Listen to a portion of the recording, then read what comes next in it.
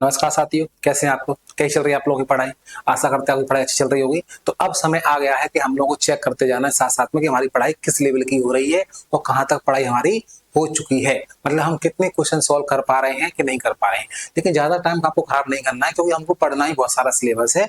तो हम क्या करेंगे, 10-15 मिनट का टेस्ट सीरीज आप लोग लगाइए ना, हर सब्जेक्ट का 10 मिनट, ज्यादा नहीं, 10-15 मिनट से ज्यादा आपको नहीं करना है। ठीक है, तो हम क्या करेंगे, पर डे एक टेस्ट आप लोगों के लेके आएंगे हर सब्जेक्ट का, है ना, मैथ का, फिजिक्स का, सब्जेक्ट का लेते आएंगे। ठीक है, तो आप लोगों को क्या करना है, वो टेस्ट आप लोगों को लगाना है। ठीक है, इसमें आपके अगर फिजिक्स का है तो फिजिक्स में आपके साइंस 30 नंबर का आ रहा है तो टेस्ट हमारा 30 नंबर का रहेगा। ठीक है, 30 क्वेश्चन रहेंगे। तो आपको देखना है कि आप 30 क्वेश्चन में कितने कर पा रहे हो। हम आपको ज्यादा टाइम खराब नहीं करेंगे, सिर्फ टेस्ट सीरीज है। आपको हमारे साथ में आपको अपना आंसर चेक करना है कि आपका आंसर क्या है, आप सही कर पा रहे हो कि नहीं कर पा रहे हो। ठीक है, तो ऐसे पता चल जाएगा कि आपकी पढ़ाई किस लेवल की हो रही है और पेपर में किस लेवल का आता है। पेपर जो क्वेश्चन हमने लिए हुए हैं, जो टेस्ट में हमने क्वेश्चन लिए हुए हैं, वो कैसे लिए हैं? सिंपल, मॉडरेट, थोड़ा सा हार्ड। मतलब कि जैसा पेपर आप लोगों को आता है कि भाई 40% थोड़ा आपका सिंपल आता है, 40% मॉडरेट आता है, 20% थोड़ा सा हार्ड रहता है। सेम ऐसे हमने क्वेश्चन यहाँ पर लिए हुए हैं। ठीक है, तो अब आप देखिए कि आप किन क्वेश्चनों को कर पा रहे हैं, कितने क्वेश्चन आपसे बन पा रहे हैं। तो आपको एक आइडिया लग जाएगा कि हमारी पढ़ाई किस स्तर की हो रही है और हमें कितना डीपली पढ़ना है, कितना डीपली हमको नहीं पढ़ना है। ठीक है, तो ये हमने एक सीरीज स्टार्ट कर दिया आप लोगों के लिए। तो आज से आपको 10 मिनट निकाल लेंगे कैसे भी करके। ठीक है, और हमारे साथ में क्वेश्चनों को लगाना है और फिर आपको कमेंट में भी बताना है कि आप 30 नंबर में से कितने क्वेश्चन सही कर पाए हो, यानी 30 में से कितने नंबर आप लोगों के आए हैं या फिर कितने क्वेश्चन आपके सही हैं। ठीक है, बिना कमेंट करके आपको नहीं जाना है। ठीक है, चलिए, तो सब लोगों का स्वागत है एक और नई वीडियो में। और अब करते हैं हम स्टार्ट इसका प्रारंभ। ठीक है, तो चलिए, फिजिक्स का टेस्ट पहला हमारा, ठीक है, ऐसे हमारा मैथ का आएगा, दोनों के हमारे चलते जाएंगे। चलिए, तो पहला क्वेश्चन देखते हैं। आपको आंसर बताना है, थोड़ा सा आपको टाइम मिलेगा। ठीक है, और अगर आपको टाइम नहीं मिल रहा है तो आप वीडियो को रोक के अपना आंसर चेक करो, क्या आंसर आपका आ रहा है, आपका आंसर सही आ रहा है कि नहीं आ रहा है। ठीक है, और फिर अपना आंसर हमारा जो हम बताएं वो चेक करना है। ठीक है, तो ऐसे वीडियो हो सकता है हम तुरंत बता दें, तो आपको वीडियो पॉज करके रोक के आप चेक करो पहले क्वेश्चन को पढ़ के, मतलब हम आंसर बताएं उससे पहले अपना खुद का देखो कि आपका आंसर क्या निकल रहा है और फिर आप देखो। ठीक है, चलिए, तो पहला क्वेश्चन है, ऐसे पदार्थ जो आंशिक रूप से प्रकाश को अपने माध्यम से गुजरने देते हैं उन्हें हम क्या कहते हैं? बताओ, जो प्रकाश को आंशिक रूप से, मतलब पूर्ण रूप से नहीं गुजरने देते, अपने में से आंशिक रूप से गुजरने देते हैं, उसको हम क्या कहते हैं? बताइए फटाफट। ऑप्शन ए पारदर्शी, पारभासी, अपारदर्शी, धातु। क्या रहेगा इसका आंसर? तो इसका आंसर रहेगा हमारा क्या? पारभासी। क्यों रहेगा पारभासी? क्योंकि पारदर्शी में क्या होता है, हम पूरा प्रकाश निकल जाता है ना, और अपारदर्शी में बिल्कुल प्रकाश नहीं निकलता, लेकिन पारभासी में क्या होता है, कुछ प्रकाश निकल जाता है। ठीक है भाई, और धातु में तो फिर नहीं निकलता। ठीक है, चलिए अगला देखते हैं। एक खोखले गोले को दो बराबर भागों में काटा जाता है, यदि आंतरिक सतह अत्यधिक चिकनी है तो यह किसके रूप में कार्य करेगा? एक हमारा क्या है, एक खोखला गोला है भाई हमारा। ठीक है, इसको हम क्या दो भागों में से काट रहे हैं। ठीक है, दो भागों में काट दिया, ऐसे बन गया भाई आपका। ठीक है, अब इसमें बोल रहे हैं कि आंतरिक सतह चिकनी है। आंतरिक सतह मतलब ये अंदर वाली सतह क्या है, चिकनी है, मतलब बाहर वाला खुरदरा है, यानी कि ये चिकनी है, बाहर वाला क्या है, खुरदरा है। ये तो बताओ ये क्या है आपका, बताइए क्या है? अवतल लेंस है, अवतल दर्पण है, उत्तल दर्पण है, या फिर समतल दर्पण है? बताइए क्या होगा इसका आंसर? तो इसका आंसर होगा हमारा अवतल दर्पण। क्या होगा? अवतल दर्पण। ठीक है, अवतल दर्पण में क्या होता है, अंदर वाली सतह कैसे चिकनी होती है, तो यहाँ से क्या प्रकाश का परावर्तन होता है, किरणें आती हैं तो यहाँ से ऐसे निकल जाती है, फोकस से होती है। ठीक है, चलिए अगला देखते हैं, थोड़ा सा हम समझ भी रहे हैं साथ साथ में। किस प्रकार का दर्पण अभिवर्धित और वास्तविक प्रतिबिंब का निर्माण कर सकता है? बताइए फटाफट बताइए, किस प्रकार का दर्पण है जो क्या है, वास्तविक और अभिवर्धित का निर्माण कर सकता है? उत्तल, अवतल, एक ठोस बेलन से बना दर्पण, या फिर समतल दर्पण? बताइए जल्दी।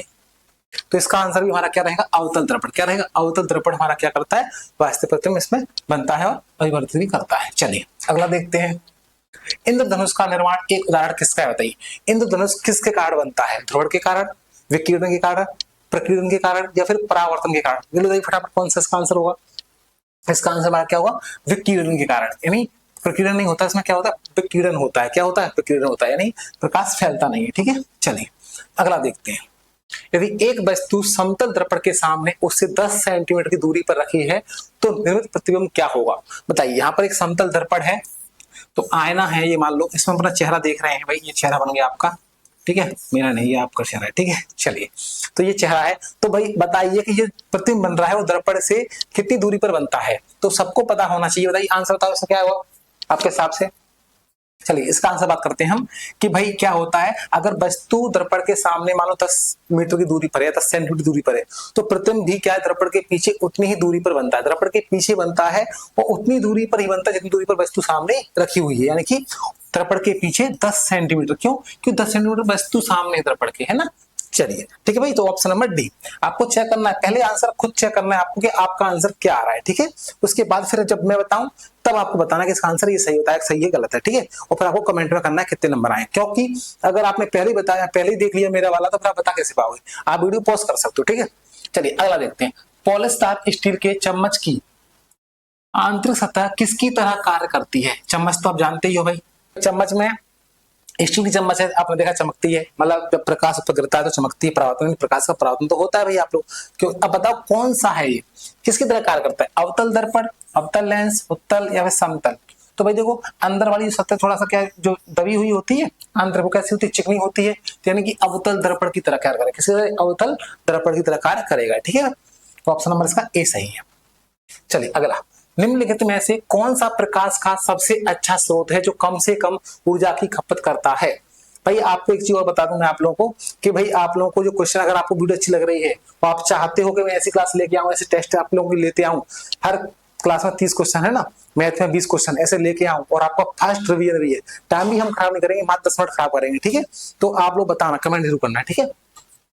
निम्नलिखित में से कौन सा प्रकाश का सबसे अच्छा स्रोत है जो कम से कम ऊर्जा की खपत करता है? मतलब कम से कम ऊर्जा यानी बिजली की बचत होती है, मतलब कम से कम खर्च करता है, बिजली की बचत होती है, ऐसा कौन सा है? एलईडी है, फिलामेंट लैंप है, या सीएफएल है, या फिर फ्लोरोसेंट लैंप है?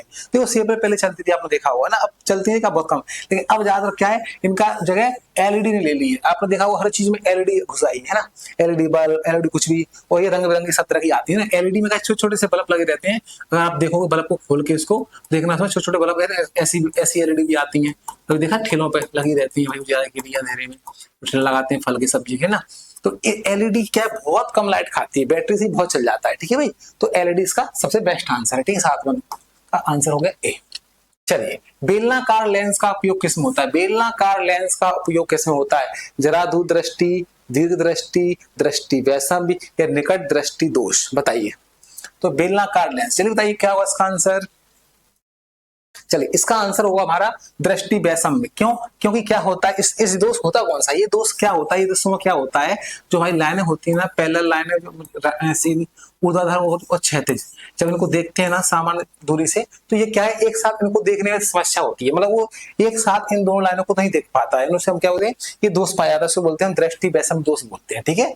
उसका आंसर हमारा हो जाएगा। चलिए, एलईडी के बारे में निम्नलिखित में से कौन सा कथन गलत है? बताइए भाई कौन सा गलत है? उनका जीवन दीर्घ होता है, बिल्कुल होता है। एलईडी बहुत चलती, चले तो कहते हैं ना, चले तो सालों साल, ना चले तो फिर शाम तक। वे तंतु लैंपों की तुलना में महंगे होते हैं, हाँ थोड़े से होते हैं। वे कम विद्युत ऊर्जा की खपत करते हैं, बिल्कुल सही बात है, कम ऊर्जा करते हैं। ये विभिन्न रंगों में उपलब्ध नहीं होते, ये तो गलत बोल रहे हैं भाई। हमने देखा रंग बिरंगी एलईडी आ रही है, लाल, पीली, हरी, नीली, है ना भाई, तो विभिन्न रंगों में उपलब्ध है, ये कह रहा है नहीं है, तो उन्होंने बोला गलत, गलत वाला तो ये गलत कह रहा है। तो ऑप्शन नंबर इसका डी आंसर हो जाएगा, ठीक है। नेगेटिव क्वेश्चनों को अच्छे से पढ़ना करो कि भाई कौन सा गलत, यहाँ पढ़ा गलत पूछ रहे हैं, तो ये नेगेटिव क्वेश्चनों को अच्छे से पढ़ा करो आप। चलिए अगला क्वेश्चन देखते हैं।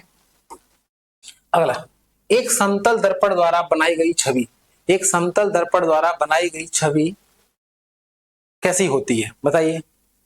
समतल दर्पण द्वारा बनाई गई छवि बता देता। समतल दर्पण द्वारा बनाई गई छवि कैसी होती है? हमेशा उल्टी होती है, हमेशा आभासी होती है, हमेशा अभिवर्धित होती है, या फिर हमेशा वास्तविक होती है। देखो अगर वीडियो थोड़ी लंबी लग रही है आप लोगों को, तो आप एक काम कर सकते हो, आप चाहो तो मॉडल टेस्ट डार्ट लगा सकते हैं, मतलब बिना टाइम खराब करे, बिना समझाए ऐसे भी कर सकते हैं। आप लोग कमेंट करना बस कि भाई आपको ये ऐसी क्लासेस चाहिए, सर थोड़ा थोड़ा समझाओ भी, ठीक है, या फिर एक काम करो बिना समझाए आप तो बस आंसर बताते जाओ, हम करते जाएंगे, ठीक है। जैसा आपको चाहे तो बताना, ठीक है, तो उससे क्या होगा, टाइम और बचेगा आप लोगों का। बट इसमें क्या थोड़ा सा आपको समझा भी रहे थोड़ा थोड़ा ना। चलिए, एक समतल दर्पण द्वारा बनाई गई छवि कैसी होती है? हमेशा उल्टी होती है, हमेशा आभासी, हमेशा अभिवर्धित, या फिर हमेशा वास्तविक? तो कैसी होती है? हमेशा आभासी होती है, आप लोगों को याद करना है, ठीक है। इस चैप्टर की हम पूरी थ्योरी भी लेके आ सकते हैं, यहाँ लेके आगे आप लोगों की क्लास जिसमें हम पूरी थ्योरी कवर करवाएंगे। चलिए अगला है, प्रकाश सदैव किस यात्रा में यात्रा करता है? प्रकाश सदैव एक में यात्रा करता है, टेढ़े मेढ़े पथ में, सीधी रेखा में, वक्र पथ में, या फिर वृत्तीय पथ में? बताओ। तो प्रकाश हमेशा क्या करता है? सीधी रेखा में गमन करता है, हमेशा सीधी रेखा में गमन करता है। अब ऐसे ही क्या है, मान लो प्रकाश आ रहा है सामने और मान लो बीच में आ गया, तो फिर क्या होगा, अंधेरा हो जाएगा। क्यों? क्योंकि प्रकाश क्या है, आर पार नहीं हो पाता, पारदर्शी नहीं हो पाता। ठीक है, चलिए अगला क्वेश्चन।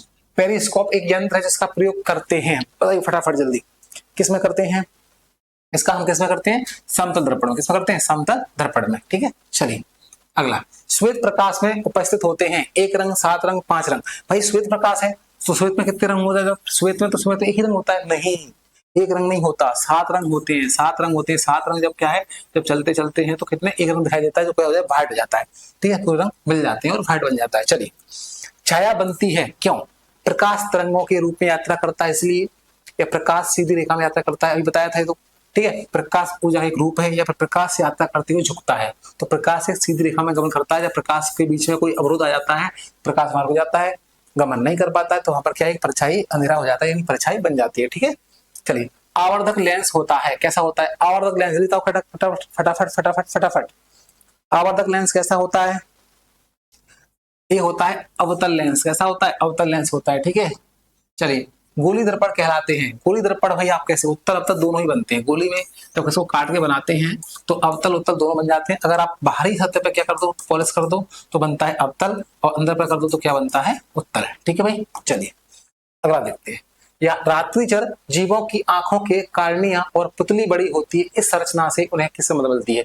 जो हमारे क्या है, जो रात वाले जीव होते हैं, जो रात्रों में देख पाते हैं, उनके आंखों के क्या कार्निया पुतली बड़ी होती है। इससे क्या फायदा होता है, इससे क्या हो, वो बहुत दूर तक देख लेते हैं, दृष्टि के क्षेत्र में वृद्धि, उनकी दृष्टि के क्षेत्र में वृद्धि हो जाती है, मतलब बहुत दूर तक देख लेते हैं। ठीक है, उनको अपना शिकार बहुत दूर दिखाई दे जाता है।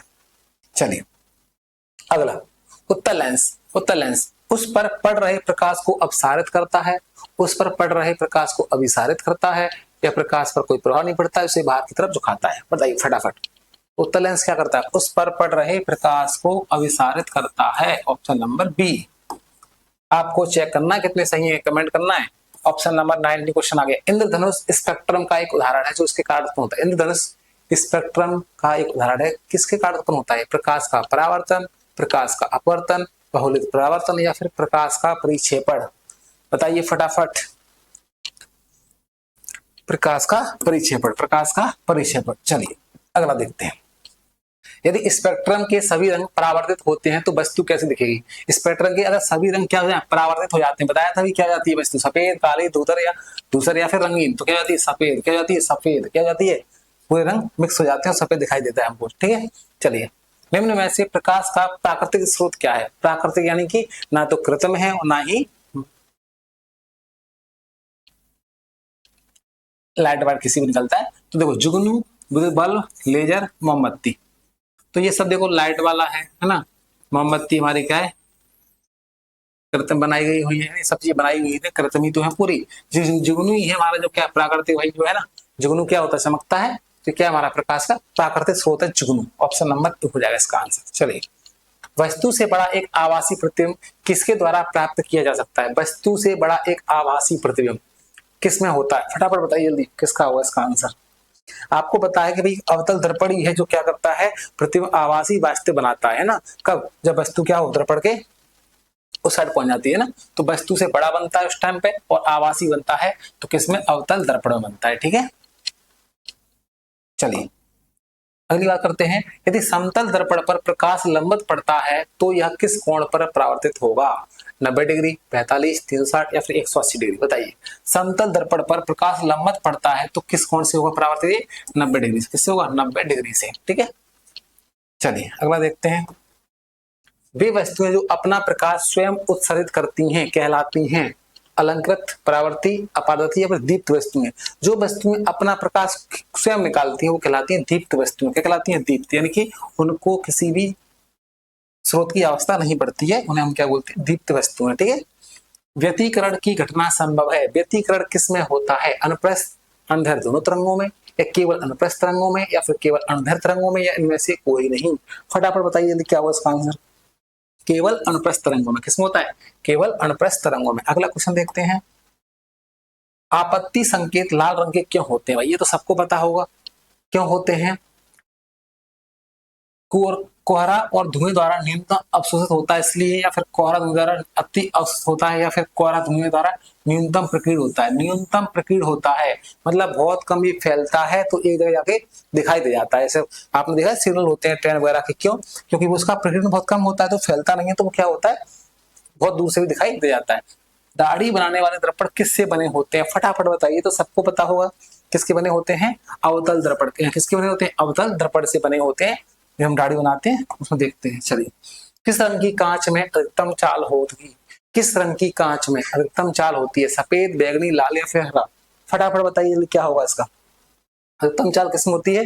लाल रंग में होती है। किसमें होती है? कांच में अधिकतम चाल किसमें होती है? लाल रंग में होती है। किसमें होती है? लाल रंग में। क्यों? क्योंकि जो लाल रंग की जो तरंग दैर्घ्य है वो क्या होती है?